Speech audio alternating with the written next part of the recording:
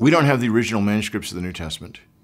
They all disappeared within a century, I'm pretty convinced, by copying and copying and copying. Frequent handling. The early church was far more concerned to get the gospel out than they were to do exact copying of the New Testament. And that actually is a blessing, because they didn't have those kinds of controls, and consequently you get copies that are not through just one stream, but tons of people all over the place are making these copies. So here's a man who lives in Corinth. He's going to be visiting Rome, and he says, hey, I heard Paul wrote a letter to you guys too. I want to write that out. Do you mind if I copy it when I get there? Sure, that's no problem. This happened, I'm sure, dozens and dozens of times over. And those manuscripts would have lasted as much as 80, 90 years, but would have fallen apart from all these copies being made. So we don't have the originals, they disappeared, and all the copies that we have disagree with each other at some point. Sometimes it's quite a few disagreements, but we have hundreds of thousands of textual variants among our manuscripts. So a question to ask here is, how badly did the scribes corrupt the New Testament? It's absolutely proven that they did. No two manuscripts are alike, so unless one of them is pristine, every single scribe made mistakes. So because the original manuscripts disappeared and because no two copies agree with each other completely, we have to do textual criticism. We can't just rely on one, it's imperfect.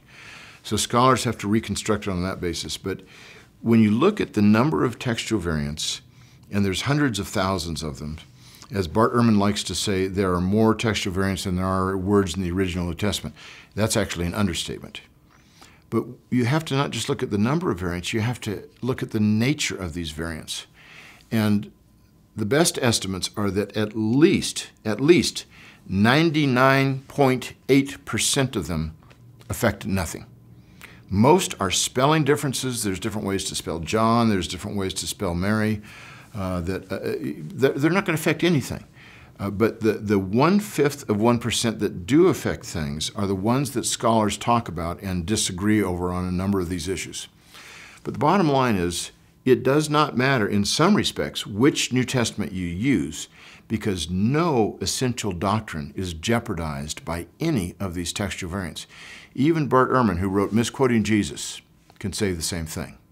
So that's true on that end, but at the same time, we want to know what the original text said in all the details. And so the great majority of scholars have very few disagreements over these passages.